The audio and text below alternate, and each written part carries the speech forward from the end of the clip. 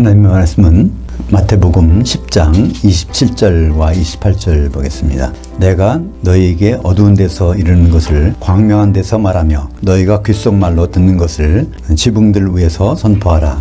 몸은 죽여도 혼을 능히 죽이지 못하는 자들을 두려워하지 말고 오직 몸과 혼을 능히 지옥에 멸하실 수 있는 일을 두려워하라. 신랑을 기다리는 교회 마태복음 원전 강해. 오늘은 10장 첫 번째 시간으로 죽음보다 무서운 일, 부활 후에 닥칠 일이라는 제목으로 말씀을 나누겠습니다. 이번에 마태복음 강해는 신랑과 혼인에 초점을 맞춰서 하고 있습니다. 근데 혼인에는 뭐가 필요하죠? 혼인에는 중매쟁이가 필요합니다.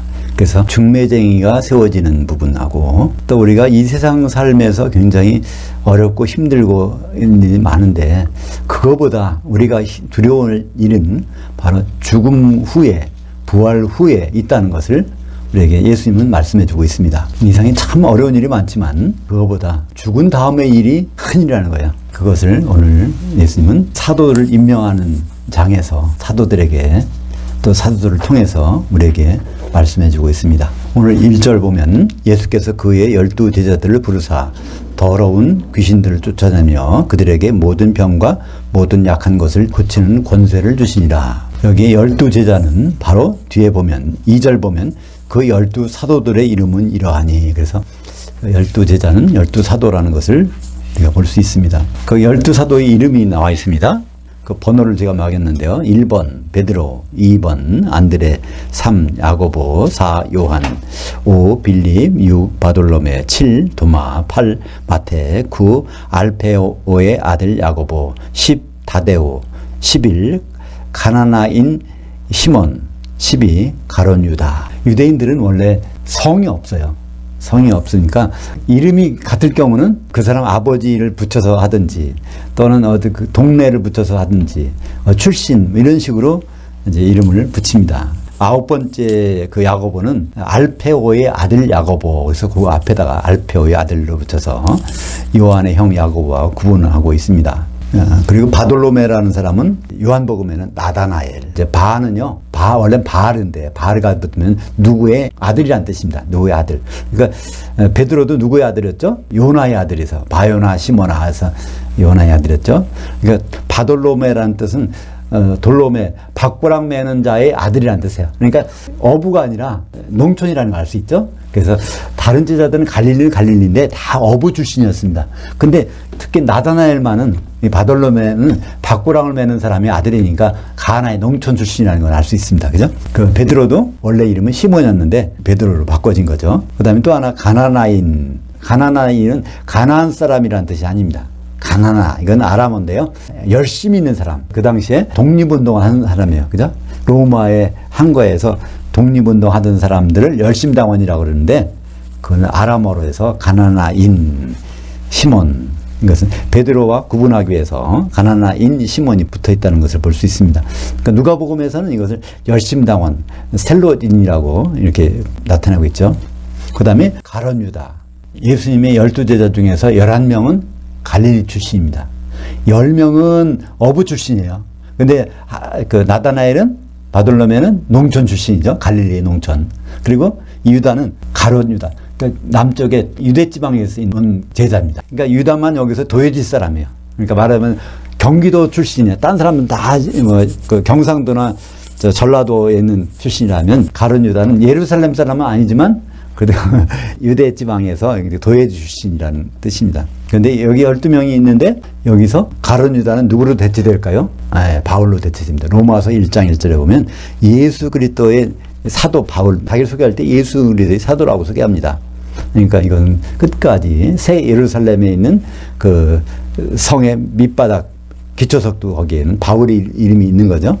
거기 가룟 유다나 마띠아가 있는 것이 아니라 바울이 거기 있습니다.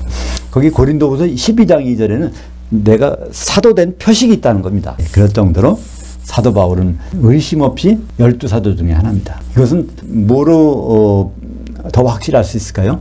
예수님이 가룟 유다가 자살한 다음에 11명을 데리고 40일 동안 지내셨고 그냥 승천하셨어요. 그러면 12명이 돼야 된다면 예수님이 하나 뽑고 지나갈 텐데 이미 바울은 모태로부터 택정한 자예요. 바울 자신은 그걸 나중에 알았지만 예수님은 다 계획이 있었던 겁니다. 가룟 유다 자리에 바울이 들어갈 것을. 근데 그것도 모르고 사도행전 1장 보면 베드로가 시편 낭독하면서 우리 중에 한 사람 있어야 되니까 한 뽑자. 그래서 한 120명이 막 기도해가지고 하나 뽑는 거 아닙니까?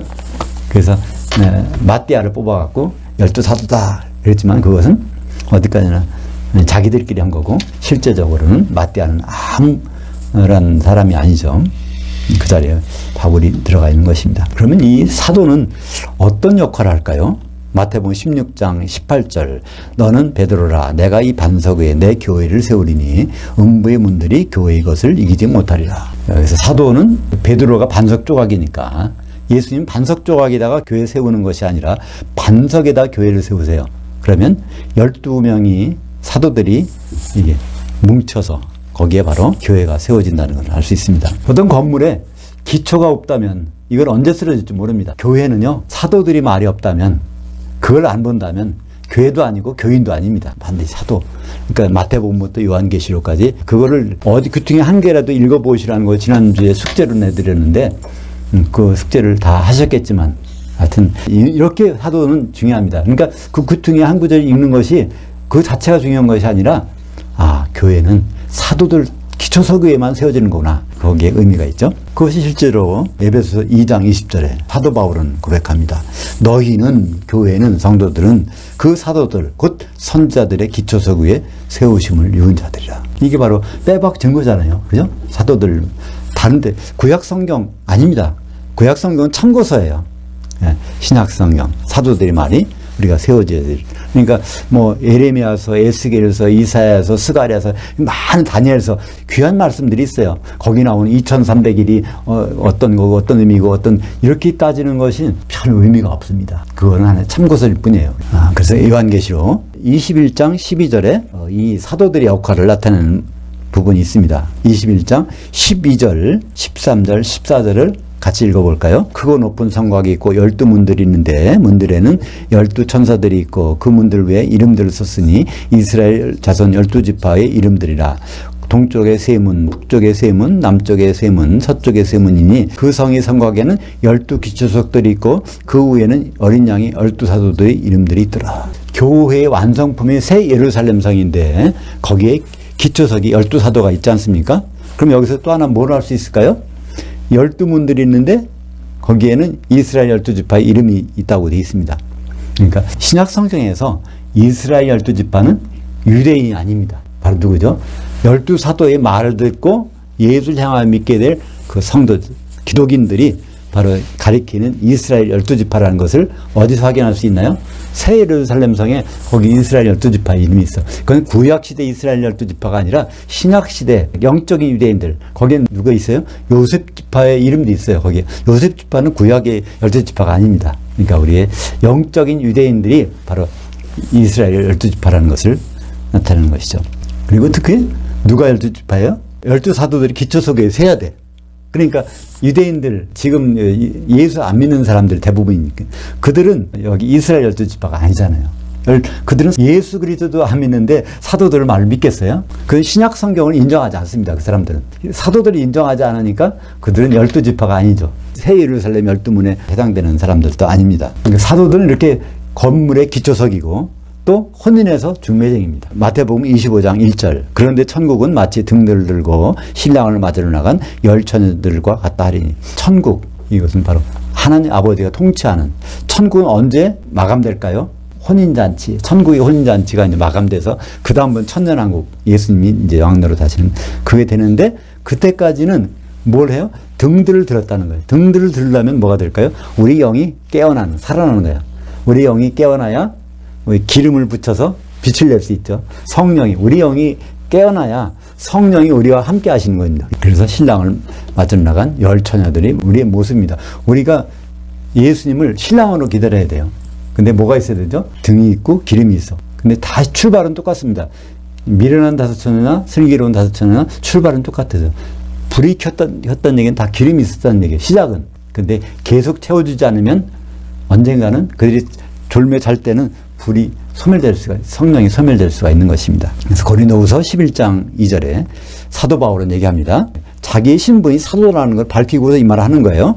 내가 너희를 정결한 한 처녀로 한 남편인 그리스도께 중매했음이로다. 남편은 하나요. 근데 그 아내도 하나입니다. 한 처녀예요. 하나님이 아들들이 그대로 있어서는 도저히 혼인에 못 들어간다는 걸 알 수 있죠. 전부 우리가 알고게 돼야 됩니다. 알고게 된다면 뭐가 되죠? 껍데기가 벗겨져야 돼요. 껍데기 벗겨진다면 다 가루가 돼요. 우리의 고집이 살아남아서는 성도가 안 됩니다. 그죠? 이제 다 벗겨진 다음에 성령으로 하나가 되면 떡이 되는데 그 한 덩어리 떡이 어린 양이 신부가 되는 것이죠. 에베소서 3장 5절에 보면 우리 중매쟁이는 하나밖에 없다는 걸 알 수 있어요. 이제 그의 거룩한 사도들 곧 선지자들에게 성령으로 계시된 것 같이 다른 세대에서는 사람이 아들들에게 알려지지 아니하셨으니 사도들을 통해서만 계시해 주시겠다는 거예요. 중매를 사도들에게 맡겠다는 거예요. 다른 중매쟁이 만나서는 예수님과 혼인할 수 없어요. 그죠? 우리는 사도들의 말을 들어야 혼인할 수 있는 것입니다. 그래서 요한계시록 19장 6절부터 8절까지 보면 거기에 마지막으로 할렐루야가 나오고요. 전능하시니가 통치하셨도다. 이게 통치가 이제 끝났다는 거예요. 부정과거입니다. 끝났어. 네, 안타깝게도 이 영어 성경이나 우리 성경은 어떻게 있어요? 현재형으로 돼 있어요. 그러니까 하나님이 아직도 뭐 하시는 일이 있나 봐. 그러면 혼인이 아니라 다른 일을 하시는 것이 하나님의 뜻으로 오해하도록 성경이 번역되는 것이 참 안타까운 일입니다. 하나님 아버지께서는 혼인으로 그분의 일을 마감하시고 그 다음에는 아들이 천년왕국을 통치하시고 그 다음에 새 예루살렘 성이 나오는 것입니다. 사도들은 첫째는 기초석이 반석이에요. 건물의 반석. 두 번째는 뭐죠? 사도들은 중매쟁이야. 세 번째는 뭘까요? 사도들은 심판관이야. 그 심판관은 어떤 심판관이냐면 우리 죄가 있나 없나를 보는 게 아니라 혼인 준비가 됐냐 안 됐냐 이걸 가리는 심판관들이 바로 사도들입니다. 마태복음 19장 28절 같이 보죠. 예수께서 이르시되 내가 진실로 너희에게 이르노니 그 새로운 세상이 되어 인자가 자기 영광의 보좌에 앉을 때 나를 따랐던 너희도 12보좌들에 앉아 이스라엘 12지파를 심판하리라. 그러니까 여기서도 이스라엘 12지파가 누구예요? 육적인 유대인 피가 섞인 사람들이 아니라 새 예루살렘의 12문에 이스라엘 12지파에 있는 그 이름들, 그러니까 예수님 안에서 하나 된 성도들을 말해오는 거죠. 고린도후서 5장 10절 이는 우리가 다 반드시 그리스도의 심판대 앞에 나타나게 되는데 왜냐하면 각각이 선악간에 그 몸을 행한 것을 따라 받으려 함이라. 그러니까 이 고린도후서 5장 10절을 자세히 보면요 거기에 우리가 사도들입니다. 사도들이 반드시 그리스도 심판대 앞에 나타나게 된다는 거예요. 하는 일이 뭐냐면 왜냐하면 성도들 각각이 선악간에서 그 몸으로 행한 것을 따라 받게 되기 때문에. 그러니까 사도 바울은 본인이 분명히 알고 있었어요. 나 그 자리 가서 심판할 자리에 쓸 거야. 그러니까 너희 성도들은 각각 심판을 받는데 그 받는 기준이 바로 그 몸, 교회에서 선한 일 했느냐 악한 일 했느냐, 교회에서 혼인 준비했느냐 교회에서 혼인 준비 관계없는 일 했느냐 그걸 따지겠다는 겁니다. 그 사도들이 심판관인 것을 다시 한번 어디 나올까요? 요한계시록 19장의 1절부터 10절까지는 혼인잔치에 대한 거예요. 그 다음에 요한계시록 19장 11절부터 마지막 절까지는 심판에 대한 얘기입니다. 그리고 심판대. 그러니까 혼인잔치 못 들어가는 사람들을 그러니까 지옥에 보내는 일, 그 심판하는 일을 바로 요한계시록 19장 11절부터 나오는데 한번 볼까요? 또 내가 그 하늘이 열리는 것을 보니 보라 백마와 그것을 탄 자가 있으니 그 이름은 믿음과 진리라. 그가 의로 심판하며 싸우더라. 이게 누구실까요? 예수님이 백마 타고 오시는 것입니다. 14절을 볼까요? 그 하늘에 있는 군대들이 희고 깨끗한 한세 마봇을 입고 백마들을 타고 그를 따르더라. 이게 누굴까요? 네, 사도. 예수님이 심판하러 오시니까 바로 그 뒤에 12사도들이 심판하러 백마를 타고 따라서 오기 있는 모습을 아주 정확하게 말씀하고 있지 않습니까? 그래서 우리는 성경을 이해할 때 사도와 성도를 구분하지 못하면 이해가 안 갑니다. 구약 성경 창세기에서 뭐가 안 되면 이해가 안 되죠? 창조와 제조를 구분하지 못하면 구약 성경 이해는 끝입니다. 그건 뭐 창세기를 이해할 수 있는 방법은 없어요. 신약 성경은 성도와 사도의 역할을 구분하지 못하면요 혼인에 들어가지 못합니다. 왜 못할까요? 혼인할 사람이 중매쟁이 역할을 하고 있으면 중매쟁이 역할이 혼인하는 줄 알고 있으면 이거는 혼인이 엉망이 되는 거 아닙니까? 그래서 사도와 성도는 구분되고 하는 일도 구분됩니다. 예수님이 그거를 구분해 주신 말씀이 있어요. 겟세마네에 가서 예수님이 이제 십자가에 돌아가시던 몇 시간 전에 거기 한밤중에 거기 가서 하신 말씀이 있습니다. 그게 요한복음 17장 전체인데요. 그 17장의 핵심은 요한복음 17장 20절과 21절입니다. 내가 비옵는 것은 이 사람들만 위함이 아니요 또 그들의 말로 말미암아 나를 향하여 믿는 사람들도 위함이니 아버지여 아버지께서 내 안에 내가 아버지 안에 있는 것 같이 그들도 다 하나가 되어 우리 안에 있게 하사 세상으로 아버지께서 나를 보내신 것을 믿게 하옵소서. 이게 바로 복음의 요약이에요. 누굴 통해서? 사도들을 통해서 말하시겠다는 거예요. 그리고 성도들은 누가? 사도들의 말을 듣고 나를 향하여 믿는 사람들이 생긴다는 거예요. 그 사람들이 뭐 하길 원하세요? 하나 되길 원하신다는 겁니다. 한 신부 되길 원하신다는 거죠. 그러니까 십자가 앞에 놓고 예수님이 땀방울이 빗방이 되도록 기도한 것은 뭐 때문에 기도하셨어요? 바로 혼인 준비 위해서 기도하셨다는 걸 알 수 있어요. 중매쟁이 역할과 또 거기 성도들이 혼인 역할 하나 되기 위해서 뭐가 필요할까요? 성령이 필요한 것을 말씀하고 있죠. 에베소서 4장 3절 보겠습니다. 평안의 맨줄로 성령의 하나 되게 하신 것을 너희는 힘써지. 우리가 다른 건 다 그만둬도 돼. 이것만은 성령이 뭐 하시는 분인가를 알아야 됩니다. 성령은 하나 되게 하시는 분이에요. 무엇 때문에?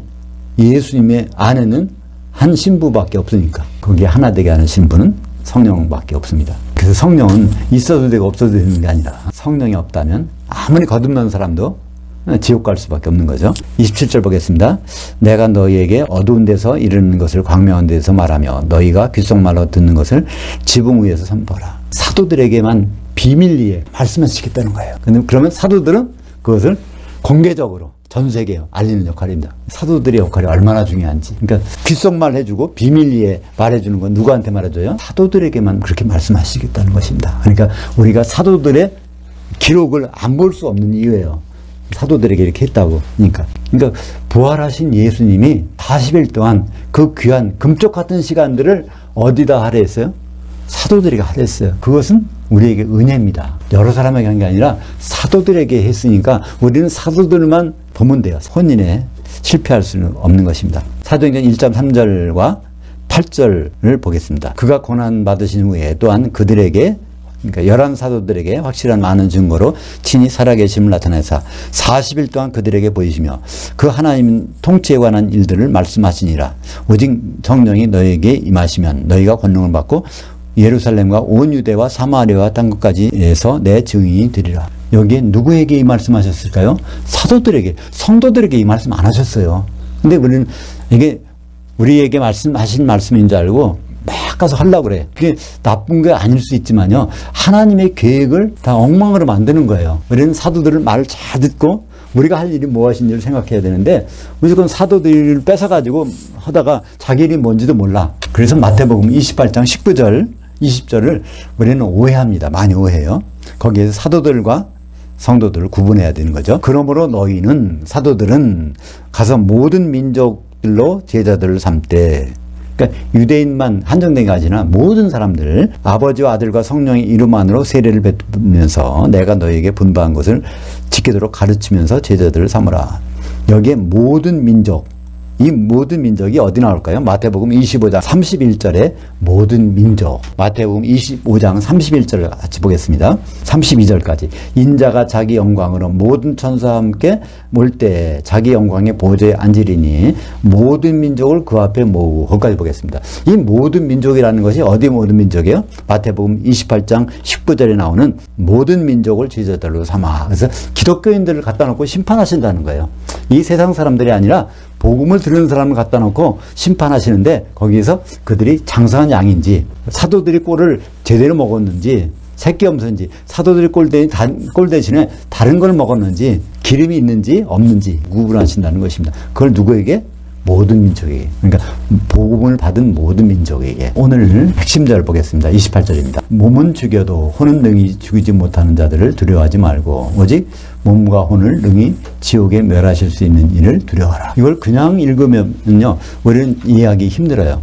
일단 이 몸이 어떤 몸인지 부활 전의 몸인지 부활 후의 몸인지를 생각해야 됩니다. 우리가 사는 몸은 다 지금 부활 전의 몸입니다. 몸은 죽여도 혼을 능히 죽이지 못하는 자. 이건 무슨 뜻일까요? 우리가 살면서 이 육신에 대한 모든 것을 좀 괴롭히고 심지어 죽이기까지 하는 근데 혼은 죽이지 못해요. 왜 죽이지 못할까요? 혼은 우리의 자아입니다. 우리는 끝까지 우리가 영을 갖고 있기 때문에 끝까지 우리는 지속되는 거예요. 몸은 죽여도 혼은 죽이지 못하는 자들은 누굴까요? 창세기 3장 14절에 있습니다.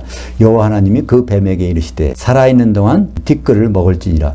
지금 마귀는 살아있을까요? 죽어있을까요? 살아있습니다. 지금 무적이 안 들어갔으니까 살아있어요. 근데 뭘 먹어요? 티끌을 먹습니다. 근데 티끌은 뭘까요? 창세기 3장 19절. 내가 흙으로 들어갈 때까지 그 얼굴에 땀을 흘려야 먹을 것을 먹으리니 내가 그곳에서 취함을 입었습니다. 너는 티끌이니 티끌로 돌아갈 것이니라. 그러니까 아담, 우리 조상 아담의 육체는 티끌로 왔어요. 그 티끌은 지금 누구 소관입니까? 마귀가 한시적으로 그거를 가난하게 해 있다는 거예요. 그러니까 그 말씀을 마태복음 10장 28절에 몸은 죽여도 이게 나온 거예요. 몸은 마귀와 그 부르는 귀신들에게 심지어 죽임을 당할 수 있다는 것입니다. 그러나 그렇다고 해서 죽일 수는 없다는 말입니다. 우리는 죽는 것 같아도 없어질 수 없습니다. 우리가 지금 목숨이 끊어진다고 해도 그건 없어지지 않습니다. 근데 누굴 두려워하라고요? 몸과 혼을 지옥에서 멸하실 분. 그러니까 지옥에서 멸하려면 우리가 부활해서 멸합니다. 그러니까 심판받고 지옥 가는 거잖아요. 그러니까 심판 때 몸은 어떤 몸일까요? 심판 때 몸은 이런 몸이 절대로 아닙니다. 영의 몸입니다. 그것을 부활의 몸이라고 성경은 기록하고 있습니다. 성경은 부활을 아주 독특한 단어로 써요. 고린도전서 15장 42절. 죽은 자들의 부활도 그와 같으니 썩을 것으로 심고 썩지 않을 것으로 다시 살아나며 혼의 몸으로 심고 영의 몸으로 다시 살아나느니 혼의 몸이 있은즉 영의 몸도 있느니라. 그러니까 우리 혼이 들어가서 지금 살고 있는 이 몸이 바로 육신의 몸이죠. 근데 이것이 부활한다는 거예요. 어떻게? 영의 몸으로 바뀌는 거예요. 죽은 사람도 부활하고 산 사람도 부활합니다. 왜 그럴까요? 심판받기 위해서. 공중에서 심판받기 위해서는 다 영의 몸을 입으니까 그렇습니다. 그것을 언제 할까? 우리가 언제 영의 몸을 입을까? 언제 부활할까? 그것이 고린도전서 15장 51절. 그것은 우리가 부활한 시기는 일곱째 나팔, 마지막 나팔입니다. 보라, 내가 너에게 비밀을 말하노니 우리가 다 잠잘 것이 아니요 그 마지막 나팔에 순식간에 호련히 다 변화되리니 나팔 소리가 나며 죽은 자들이 썩지 않을 것으로 살아나고 살아있는 우리도 변화되리라. 변화되는 건 이게 부활입니다. 예수님은 사도를 뽑아놓고 중요한 자리에서 오늘 10장 28절을 말씀하고 있습니다. 다시 한번 10장 28절을 읽어볼까요? 이걸 이제 제가 그 빨간 글씨까지 해놓은 것까지 같이 보면서 읽어보면 좋겠습니다. 육신의 몸은 죽여도 혼은 능히 죽이지 못하는 자들을 마귀와 귀신들을 두려워하지 말고 오직 부활 후에 몸과 혼을 능히 지옥에 멸하실 수 있는 일을 두려워하라. 이거는 예수님이 다른 일반 사람들에게 불신자들에게 말씀하는 것이 아니라 제자들 우리에게 나에게 말씀하신다고 생각하세요. 나에게 지옥에 멸할 수 있는 일을 두려워하라. 오늘 제목처럼요. 죽음보다 무서운 일, 부활 후에 닥칠 일. 그러니까 이 세상에서 우리 참 어려운 일을 많이 만나요. 참 힘든 일이 많이 있지 않습니까? 그렇지 않은 사람도 있겠지만 참 어려운 일이 많잖아요. 근데 진짜 어려운 일, 진짜 두려워할 일, 힘든 일은요. 부활 후에 만난다는 것입니다. 예수님이 몸과 혼을 지옥 보내실 그분을 두려워하라니까. 그건 부활 후의 일이거든요. 마태복음 25장 32절부터 보죠. 31절을 읽었으니까 모든 민족을 그 앞에 모으고 각각 구분하기를 목자가 새끼 염소들 중에서 장사한 양들을 구분한 것 같이 하여 그 양들은 그 오른편에 그 염소들은 왼편에 두리라. 목자 입장에서 심판하시겠다는 거예요. 그 목자는 누구에게 부탁하셨을까요? 사도들에게. 그죠? 그러니까 사도들이 꿀을 먹었느냐 안 먹었냐 이걸 보시겠다는 겁니다. 근데 그 구분이요. 우리말 번역을 보면 어떻게 돼요? 양과 염소를 구분하는 건데 거기 정확한 번역은 새끼 염소들 가운데서 그러니까 엄청난 새끼 염소들 가운데서 양 몇 마리를 골라내겠다는 겁니다. 대부분은 사도들의 말을 안 본다는 거예요. 사도들의 말을 교회 다니면서도 별로 안 본다는 거예요. 오히려 구약 성경이 중요한 줄 알고 그거 보고 다른 참고서를 보는지 사도들의 말은 별로 안 보니까 장사한 양이 못 되고 새끼 염소가 되는 것을 말씀하고 있습니다. 그 결과는 어떻게 됩니까? 마태복음 25장 46절 그들은 영벌에 의인들은 영생에 들어가리라 하시니라. 새끼 염소들은 영벌에. 그런데 이 번역이 영생 영벌 영생이란 말은 우리는 어떻게 생각하죠? 죽지 않고 사는 것이 영생인 줄 알아. 그죠? 우리말 국어사전은 그렇게 돼 있어요. 그러나 번역된 이 말은 영생이 그게 아닙니다. 영생은요 조에 아이오니오스. 조에는요 사는 거 삶이에요. 삶 조에.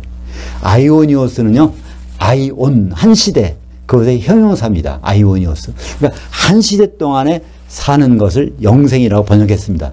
다시 말하면 예수님 오셔서 그 한 시대 동안 사는 것이 영생이니까 천년왕국에서 예수님과 더불어 있는 것을 영생이라고 성경에서는 예가 없이 말하고 있습니다. 성경에서 영원한 영생 이 단어는 전부가 다 천년왕국의 것으로 보시면 맞습니다. 그렇지 않으면 다 우리 잘못 보는 거예요.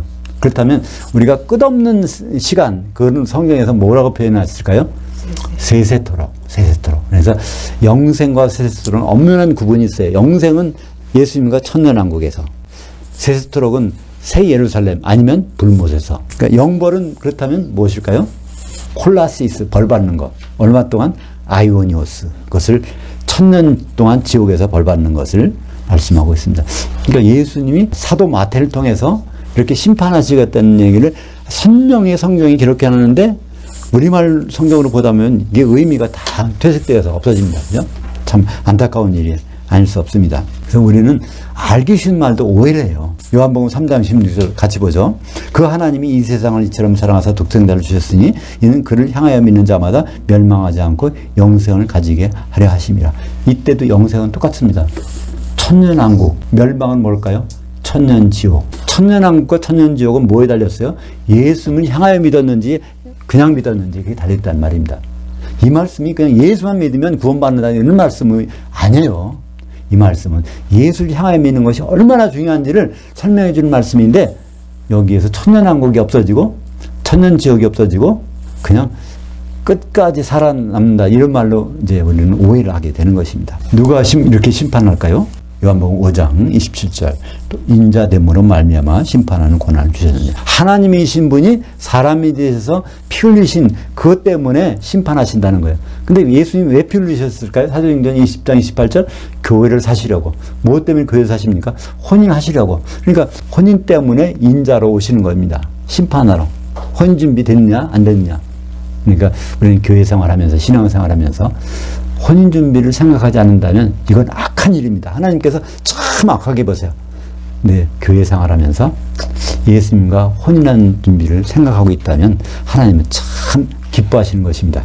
요한계시록 7장 17절에 보면 그것이 바로 천년왕국 때 어떻게 될지를 보여주고 있습니다. 이는 부자 가운데 계신 그 어린 양이 그들의 목자가 되사 생명수 샘으로 인도하시고 그 하나님께서 그들의 눈에서 모든 눈물을 씻어주실 것입니다. 모든 눈물을 씻어주시는 것은 2번 나와요. 그죠? 백보자 심판 후에 있지만은 그보다 1000년 전에 이기는 자들에게는 천년왕국 시작할 때부터 우리에게 모든 눈물을 씻어주실 것입니다. 기도하겠습니다. 하나님 아버지, 오늘 마태복음을 통해서 죽음보다 무서운 일이 있다는 것을 다시 한번 깨닫게 해주심을 감사합니다. 우리는 분명히 주님 앞에 설 터인데 그때 우리가 장사한 양인지 택기 엄선지 또 기름을 준비한 자인지 그렇지 못한 자인지를 지금부터 잘 꼼꼼히 생각하며 주님 맞을 준비를 생각할 수 있도록 인도해 주시옵소서.